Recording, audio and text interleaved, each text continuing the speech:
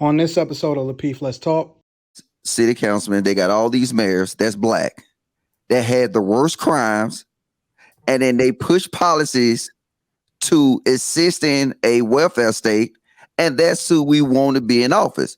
And then for 4 years, they was able to blame the president of the United States for things they did that if anybody who just went to college and understood government, that the president of the United States cannot tell a state what to do. And then we saw it twinkle down. The governor of a state could not tell a mayor what to do. So is exactly why I felt like Andrew Yang, it didn't matter whether or not he wanted to give away $1,000 to every single person. That was my whole point. But my point, if he was a local politician, it would make a difference. We started seeing all this stuff happen in these cities, and it was blamed on the president of the United States. Never before have we ever seen that before. I do though. Like, I've heard the thing about people saying, like, you know, people fought for us to be, like, as Black people, to be able to vote and whatnot, and they died for these rights. People also died for us to be able to read books. They died for us to be able to go to colleges. They died for people to just be able to go to school, and all types of things happen. But how come this is the one? So, like, if a person is like, I'm trying to go to college, and it's like, no, PhD. People had to go through a lot. For Black people, a lot had to happen for Black people to be able to do certain things. So I always just wonder when people say, like, it's a slap in the face to the people who, you know, sacrificed for us to be able to. The reason why I say that, this is the only one we talk about. It's not the only one that we talk about. The reason why I use this as an example specifically is because it's the thing that we all can truly relate to. Like, a lot of people have different ideologies as far as marriage, or how it is that we should participate in jobs, or how we run our households, or how we raise our children, and all of these different things. But this is the one thing that we all can participate in, no matter what it is that you stand on, and you being able to cast a vote.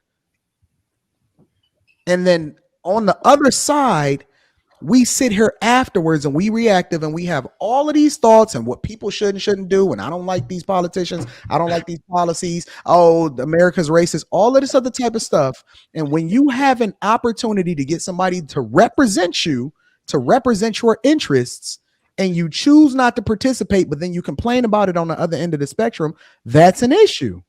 Don't complain about something that you choose not to participate in when you have the option to. Can you concede that participation means, like, because I totally agree with you that we need to get more involved on a local level. So I completely agree. But would you concede that even if I am involved, you know, a non-vote is also participation? I think that you should be able to do whatever you want to do. Again, I don't agree with the fact that people complain about something that they not participating in. I don't know. That's all I'm saying. I don't know if I'd say like a non-vote's participation. I don't think that there are other parties other than the other two parties. And while that third party is not, and the write-ins are not,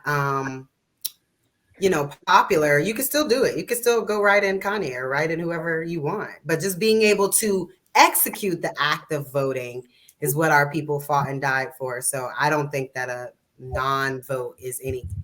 I don't think that's you're not participating, in my opinion. The interesting thing about it is that it's not just the voting. That's the issue. It's the fact that people won't even do the research, and they let other people on social media and whatever the great talking points is dictate what it is that they're going to do. They're not reading the policy.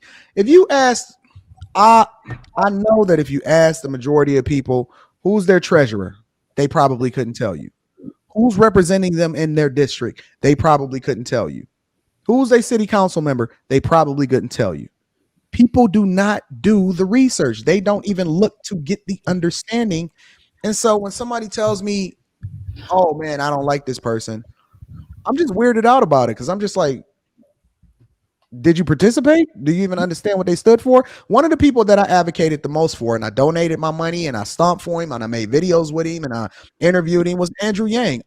I disagree with his whole stance when it comes to the whole socialist agenda and giving out free money and all of that. But I Welfare also state. understood and I took into consideration that more than likely would not have passed the House of Representatives, the Congress, the Senate, and none of that. So I took a look at all of his other policies so I can get educated on what it is that he stood for. And I felt like he had the best grasp on what it was that we would be dealing with technologically and what the future was to hold. And he was the one that had the most sense and could relate to the people and actually bring people together when it comes to the legislative branches. So I advocate for him, even though I view myself as conservative. But again, this comes from being informed and doing the research and doing a deep dive into the people that I appreciate. And so I put my money and my resources and I advocated for him. But most people don't care enough to educate themselves, even to have that level of understanding. I was part of the Yang gang. Yes, I was just gonna say that. What? I was just about to say Yang Gang. Like, oh my God. He was dope. He was really, really dope. He really was. He had a lot of great policies. He really did. Yeah, but what I he don't know wanted about the whole to- giving the money away because they're not going to follow that. I mean, the thing is that when you get somebody that running for president that want to create a welfare state, that's literally what he wanted to do. That universal basic income. He wanted to create a welfare state. Understood, but at the same time, I made an informed decision in that I didn't believe that he would ever be able to create a welfare state based off of what he had to go through in order to do so. I understood that was talking points, and so I looked at the rest of his policies because think about it. The overwhelming majority of the candidates, a lot of stuff we don't agree with. You don't agree with 100% of anything that anybody does. But then when you take into consideration all of the other stuff that they can bring to the table, you weigh the pros and the cons and you make an informed decision. And so that's why I rocked with him. But again, I made an informed decision based off of my understanding, whereas most people just took whether or not they liked Orange Man bad or not, and then they said, "Okay, I'm gonna vote for him." And most Americans are one issue voters, and that's the bad part of it. Mm-hmm. Yeah, but see, most of these black, this is, I'm getting in politics. The thing is that when you look at all these black cities that have all these city councilmen, they got all these mayors that's black, that had the worst crimes, and then they push policies to assist in a welfare state, and that's who we want to be in office. And then for 4 years, they was able to blame the president of the United States for things they did, that if anybody who just went to college and understood government, that the president of the United States cannot tell a state what to do. And then we saw it twinkle down. The governor of a state could not tell a mayor what to do. Which is exactly why I felt like Andrew Yang, it didn't matter whether or not he wanted to give away $1,000 to every single person. That was my whole point. But my if he was point, a local politician, it would make a difference. We start seeing all this stuff happen in these cities, and it was blamed on the president of the United States. Never before have we ever seen that before.